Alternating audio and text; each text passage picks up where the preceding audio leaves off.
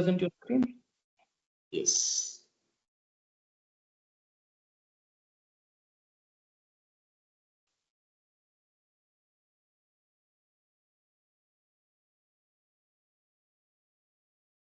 Do you see the screen? Yeah, but it's not proper. Yeah, now it's there. Cool. Okay. The Yeah, floor nice is to yours. see you, everyone. Yeah, thank you, Sean, for the introduction. So yeah, I'm going to talk about simulation in chemistry from aspects of quantum and classical, and I'll define what is quantum and classical later on. But mostly in simulations in chemistry, and I came from Toronto where it's minus 20 degrees right now, and we have this superconductor picture on the left top, but as we know, quantum computer is not restricted to superconductor type. We have also neutral atoms, ion traps, and all sorts of other quantum computers. Now let's get into the topic. So the goal is to build up the motivations for chemical simulation, and then we'll define the problem we want to solve, and we'll check the classical and quantum approach for solving the problem. So I want to build the motivations from the ground up. Let's start from that. So in chemistry simulation, we call it simulation but first of all, why do we simulate? It's like the basic question, but we have to keep asking this kind of basic questions. Why do we simulate? It's because if we try to do things manually, it will be very time taking, and our hands are not precise enough to move those tiny little atoms or molecules. So we let the computer do the job for us. That's why we need to do simulation. And when we say simulation, we usually solve some sort of problem of a system of our interest. But this is still abstract, so this abstractness will be solved later on. Now, okay, we'll use computers, either classical or quantum computers, to simulate certain things. But what do we simulate? Like, do we just work on 3D models of the molecules? No, we'll have a mathematical description of the molecules or the system of interest. And in quantum physics, usually this system is represented as the Hamiltonian, namely the total energy. The total energy is comprised of the kinetic energy as well as the potential energy, which define most of the energy transfers within a certain system. But why are we interested in energy? Yeah, so that could be explained by the next equation, the Schrödinger equation, where it defines the time evolution based on the Hamiltonian or the total energy operator. What this equation tells us is if we know the Hamiltonian, the expression of the Hamiltonian, and if we can calculate it, we'll be able to know how the state changes over time. That's why it's also called time. There's time independent and time dependent Schrödinger equations. Time independent Schrödinger equation defines the eigenvalues of the Hamiltonian, and for the time dependent Schrödinger equation, we'll be able to know how the state changes over time. This is good because as we have the changes in the time is continuous, so we have full control on knowing how the system evolves over time, and that could be utilized to understand deeper of the system. Right, so far we have mapped the physical systems into computers, but in computers we'll also say we also map this system into mathematical description so that we can actually calculate something. Okay. Now as it's written on the title, I made a distinction between classical and quantum. But one can ask, why do we even need to make a distinction? Because isn't it just a terminology difference? Like we just call something classical and quantum, and it doesn't really matter what we call. Yeah, that's true. But one interesting case that I would say is once the commercialization of quantum computer becomes reality, there'll be some vendor. There could be some vendors who will try to sell you quantum cloud services that's actually not quantum. That's actually not quantum computer based. They can claim they're having quantum computers while what they're providing is classical computers, just bunch of GPUs or a super computers, which is also great, but on the background. And which sounds like, you know, we don't need to worry about those kind of issues, but it is actually important because it reminds us of why do we worry about, like, why do we need quantum computers, right? What's the difference? Is it just a difference between classical physics and quantum physics? Or is it just old style, new style, another way to do calculations? And yeah, when we say difference between classical and quantum, is it just the difference in using classical computers or quantum computers? But in the context of algorithms, it is important to take a look at the left figure here. It is a famous figure which just shows some problems with require classical calculations, quantum classical computers to have classical computers to have exponential increase in the computational cost with respect to the size of the problem. Either it could be, say, number of atoms or number of molecules, number of variables involved. And for quantum, it could be maybe some polynomials, and which is always good, which is always better, much better than exponential growth. So this is a very famous figure that kind of shows the difference between classical and quantum. But what it really tells is that it depends on the problem that we are interested in. So for some problems, we don't even need quantum computers to solve. But for other problems, there are some four famous problems, including Schro's algorithms, but which have been proved that quantum computers will perform better, whether in terms of speed or the memory that it's required, or just simply the representation space that quantum computers can represent compared to classical computers. So it really depends on the problem, which means we really need to define the problems well before we even go into using classical or quantum computers. And also, I think it's important when we solve some problems, we always have a classical alternative on our hands so that we know, quantum is fancy and it sounds cool, but we also have to remind us that there are good classical methods. That concludes the first goal, building up the motivations for chemistry simulation. We start from mapping chemical systems to computers and then define in simulation why do we need to distinguish classical and quantum. It really depends on the problems, and we have to always look for classical alternatives if it works. Now we define the problems we want to solve. So there are many problems that we can solve with classical or quantum computers or classical and quantum algorithms, but we have to restrict us to one problem, otherwise it will be very abstract.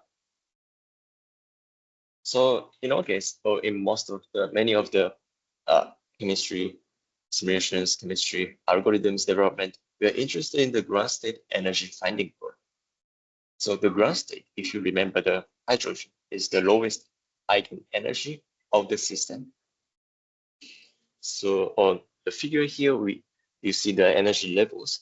On the bottom, we have the ground state, and we have first excited state, second excited state, and so on. But why are we interested in the ground state energy though? Like, we will always have to, remind us, like, why are we doing this? And the reason for this is because it's the stable state or stable energy. It will tell us the reaction reactionability, I'll say, or how stability of the system is. Because if you want to say that take the electrons out of the molecules, and they will have to apply more energy if the ground state energy is lower. So it shows how stable the system is and how reactive the system is, which will encourage our understanding of chemical reactions. So we want to find the ground state energy of Hamiltonian, or the Hamiltonian operator. But let's make it more concrete. Imagine an artificial matrix, artificial system that is represented by this Hamiltonian matrix. If you want to find the ground state energy or the minimum eigenvalues, you solve this matrix equation as you do in the linear algebra course. And you can easily find the ground state energy or the minimum eigenvalue to be around minus -3. That was not difficult for us. We don't even need a computer to do this. But if we increase the size of the system to 2 to the power n by 2 to the power n matrix, where n is like around 100, then we certainly cannot do on our hands, and we have to discuss whether our computers can handle this. And my guess is we cannot. Usually, my computer or the MacBook only take 2 to the power 13 variables, and that's usually the maximum when I tried running on the classical computers. So as you can see, when we increase the size of the systems, that's when we have to worry about like what computers, what programs that what algorithms we should use to solve the problems. Namely, for the small systems, we don't even need to worry about whether we use some sophisticated algorithms or not. Now, that was the problem that we wanted to solve. And since we're in the chemistry setting, let's give some introduction to the chemistry. So in chemistry, especially, we'll just restrict ourselves to molecules. We don't want to take a bunch of molecules at the same time. We always want to simplify problems. And also as well as the setting, so that we see something that works in the simpler setting, and then we gradually apply it to more complex systems. So yeah, in chemistry settings, we define the Hamiltonian of the total energy as the sum of these 5 terms, and looks complicated, but actually it is not. So it is just comprised of the kinetic energy of the electrons as well as the nuclei. It's the moving energy of the electrons and the nuclei, and also the potentials, 3 potentials. We have to, since we have electrons and the nuclei, we have a potential between electrons. When they get closer, they will repel, and that kind of potential between electrons and electrons, and also nuclei internal potential, which happens between protons, and also the potential that appears between the electrons and say protons, where they'll attract each other. So this is the chemistry setting. We basically have electrons and the nuclei, but it is still complicated. Namely, we kind of have 2 systems: the electron system as well as the nuclei. In quantum physics or particle physics, we call it fermion and boson, and most of the time we want to separate these 2 problems, and the separation is called Born-Oppenheimer approximation.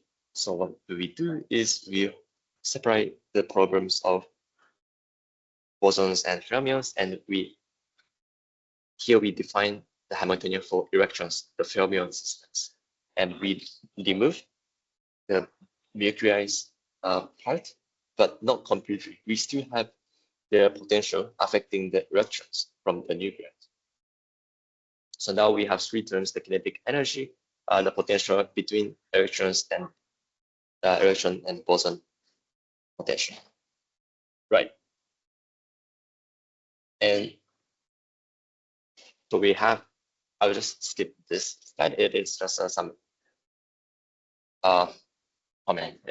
It's not really important here, but we have defined the problem we wanted to solve. So now let's see the algorithms or the approaches we'll use to solve the problems from classical and quantum perspectives, like namely the classical algorithms as well as the quantum algorithms. So the classical famous algorithm is called DMRG, where we minimize the so-called expectation value with respect to psi, where psi is the system. So electron configuration, say whether electron is in this position or not, and given say 4 electrons, how those electrons are distributed amongst the orbitals. Right, so we'll minimize the expectation value with respect to the state or the electron configuration. And DMRG in particular is a variational algorithm, namely it never violate the ground state energy. It won't go below the ground state energy, but it gradually, as you increase the accuracy, it gradually goes toward the minimum energy. Namely, you can use some techniques such as extrapolation, where I think you saw in the previous talk, but always the exact solution is computationally expensive. So what people do is people take approximate solutions, multiple approximate solutions, and they'll try to approximate the exact solution based on few data points. And DMRG is one of the algorithms that you can use that technique, where you take non-exact solutions and basically guess the exact solution is.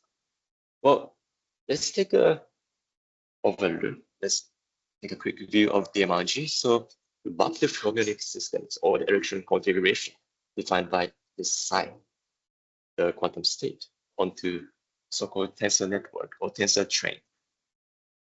Basically, you have this orbitals defined, spin orbitals.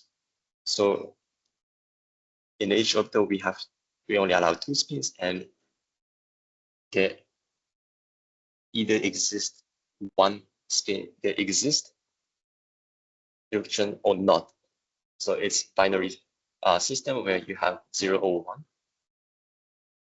And so we map this problem into this tensor train where we have 8 nodes as that corresponds to the 8 spin orbitals. And the red lines that you see here that divides the 2 systems is actually the important aspect of DMRG. What we do is we take the total system and divide into subsystems. And we see the entanglement between those subsystems, and we approximate those entanglements to enable us to actually calculate stuff. So if you divide divide into subsystems, originally we had 8 nodes, but now we have 4 and 4. So you can deal with just 2 systems instead of dealing with 8 systems. And this is just a brief introduction of the concept of bond dimension. So bond dimension, when we map the problems when we map the quantum state onto the tensor network, we usually map the 2 to the power of n vector space into product of matrices, or product of tensors, one could also say, which is each of them is a D by D matrix, and this D actually is the bond dimension, where it basically, what is great about this is we had exponentially large system to the power of n, but we map it to d by d, so it's like polynomial systems, and it doesn't grow exponentially. When we want to solve, of course, we have to, we're doing some approximations, but with good accuracy, we can store the 2 to the power of n information in d by d matrices, which is great because we saw the overhead of some classical computers is it cannot store exponential memory. It cannot store.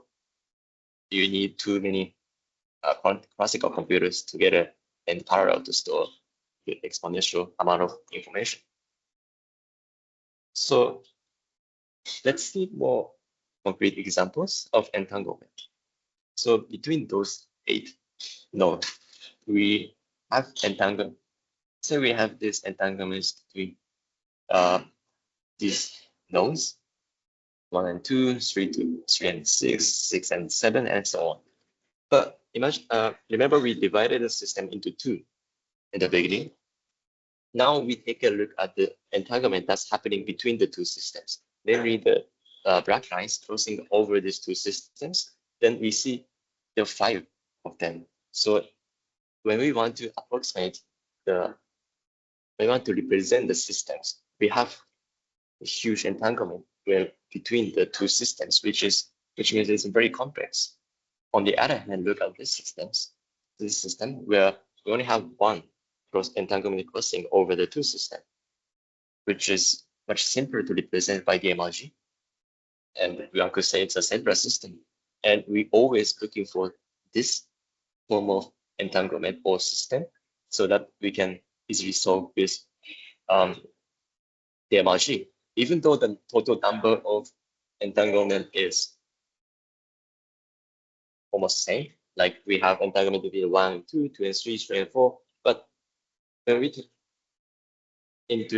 divide into these 2, it's 4 and 4 systems, the entanglement between the 4 and 4 systems is just there's only one entanglement. Well, one can say there's a degree of entanglement, how entangled, but let's ignore that at the moment. But just the number of entangled nodes between the 2 subsystems is 1, and this is DMRG is said to be strong in this kind of linear systems where the coupling is linear. But one can actually disentangle not disentangle, but reorder the orbitals, just changing the position to make it simpler as this. As you can see, there's 1, 2, 3, 4, 5 to 8 nodes, and then we just reorder the nodes, and we have the simpler form as we saw in the last slide. This is one of the techniques that we can use to simplify problems, basically reordering orbitals. And reordering the orbitals won't change the energy because it's a unitary transformation, and which is great. So we require this kind of techniques or ideas when we face some difficult problems to solve with DMRG, and we always want to simplify things so it looks like a linear structure. And the brief conclusion of DMRG is it works on classical computers, and the tensor network approach reduces the memory, as we saw from storing the 2 to the exponential information to matrices, polynomial degree of increase with respect to the system size. And we saw some techniques to make the problems simpler. This was the classical algorithms. One of the strongest classical algorithms to solve the ground state energy finding problem. But now let's take a look at the quantum alternative, which is the well-known variational quantum eigensolver. So the very overview of the circuit we learned is summarized here. We have the initial circuit or initial initialization entries and parameterization entries, and the the basis transformation, and then we have the measurements. And variational quantum eigensolver is no, we basically don't know its nature compared to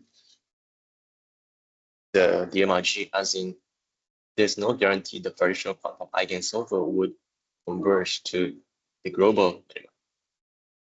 So it's more like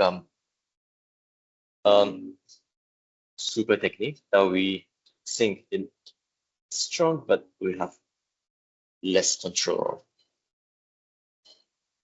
And again, the goal is to minimize the expectation value. Now we parameterize the state, similar to what we did with DMRG, but with unit trees. And with the quantum circuit would prepare the state, and we do measurements, and then we calculate the expectation values, and we take that as the cost function, and then we keep updating the parameters. But the measurement with the current hardware prevents us from doing what we want, ideally.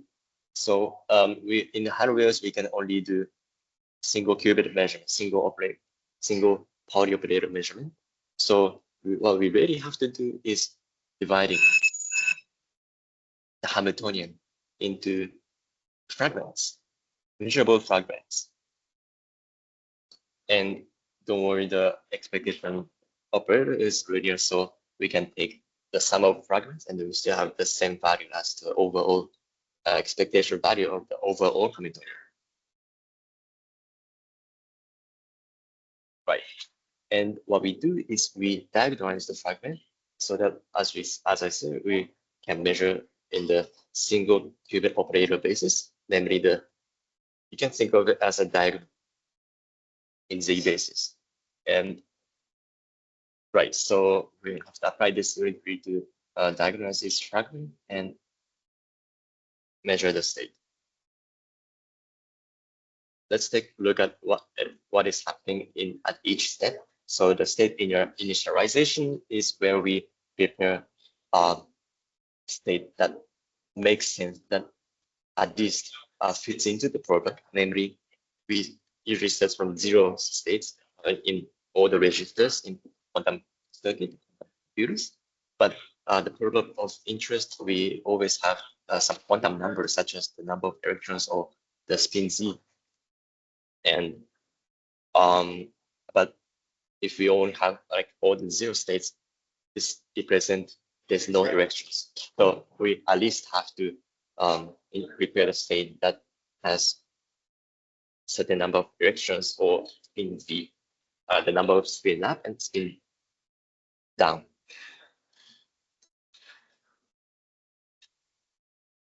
And then once we are using the correct state, the correct electron configuration, we'll parameterize the quantum state using the parameterizing unitary.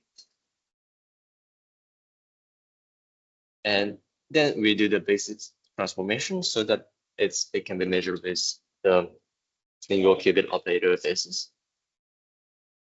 But what we are actually applying the unitary is onto the state and not to the operators. I mean, one can say either way, but yeah. But one can say this answer to preparation, the parameterizing unitary, is we have to make it compact as well as expressive enough. So compact is, well, it's very intuitive, right? Like you always want things to be compact, and this expressive enough is captured by this graph. It's a Bloch sphere. So if you start from state 0, and then you apply rotation Z, then it will only spin up on the Z axis. It doesn't go anywhere. And then you apply rotation on X, then you only spin on the Z Y plane. So you won't go anywhere. You only move in the 2D space.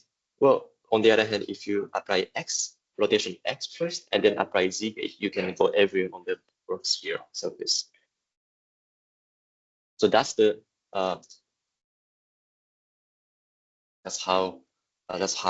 why we need to make it expressive enough. And some modifications to the VQE to adapt VQE, which chooses the best candidate from of the parameterizing unit tree from the pool of unit trees, parameterizing unit trees. But which is good because you choose the best one that will reduce the energies and also make it expressive enough. But the concept is you have to choose, you have to have some evaluation onto each of the operator in the operator pool to really make the decision. So it adds another overhead or cost. And the quick summary of VQ is actually too much cost for the quantum computers hardware that we have right now, and there's no guarantee for reaching the global minimum. Well, by saying this, I sound like hating quantum computers, but actually not. I'm always looking for good quantum algorithms, but I'm just saying the VQE, which is a well-known algorithm, might not be as good as the emoji that we saw. So the emoji, we can have approximation, and even using classical computers, we can do great calculations, and it's strong for 1D systems, as we saw. And for BQE, well, we don't have analytical sort expression. We don't essentially know selective machine learning. We have Hello. the unit. Yeah. Sorry to interrupt you, Rick. So we are actually running out of time. Could you please on to conclusion? Yeah, this is actually one of the last slides, and okay. So the answer is important. We can use adaptive VQE or like state-of-art technique to prepare compact and parameterized answers, but we don't have yet the perfect answers preparation. So that's still an ongoing research area in VQE. My takeaway is to just keep questions. As I started from reading up the motivations and questioning what we do, all this stuff. I think questioning the steps is very important, at least for me, to understand each part and each problem. And we always have to remind us that classical algorithms is also good. And when we search for quantum algorithms, we always want to look for classical alternative and do benchmarkings. And if still quantum algorithms performs better, then yeah, we have the quantum advantage, supremacy. So yeah, that's it for my talk. Is there any? Thank you. Thank you, Rick. That was really a very interesting talk, and the way it was, the flow was very nice. Thanks a lot. Yeah. So if we are running currently out of time, so if anybody has questions, they may put in chat. We will respond to them later on through email. As for now, okay, we have one question from Uday. A quick question: what are the promising directions for future research? I think you mentioning this in terms of quantum chemistry simulation. In chemistry simulation, at least, the most promising directions would be, for me, I would say, first understand each algorithm. Like for VQE, like as I said, like people don't have great understanding of what is going on, what works better and what not. On the other hand, BMRG, we always know like 1D system works good. So for quantum algorithms, I would say we should have more understandings and really have some hardware test, because like everything is theory. Like we need like say tens of thousands of gates and like measurements, but we haven't really be able to make those on the actual hardware. So on the quantum side, we really want to test that on hardware.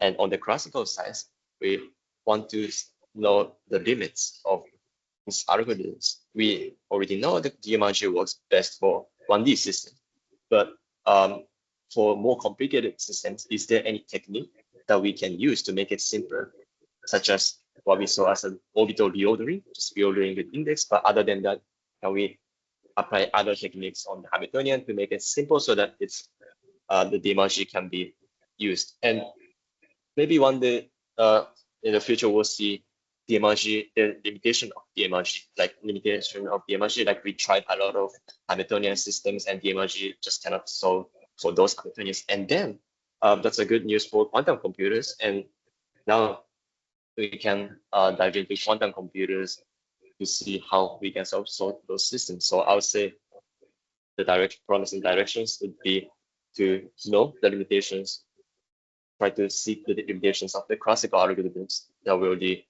know, and give as many useful and complex problem systems of interest and fit into those algorithms and see the limit.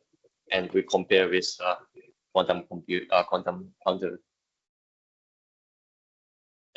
alternative. Thank you.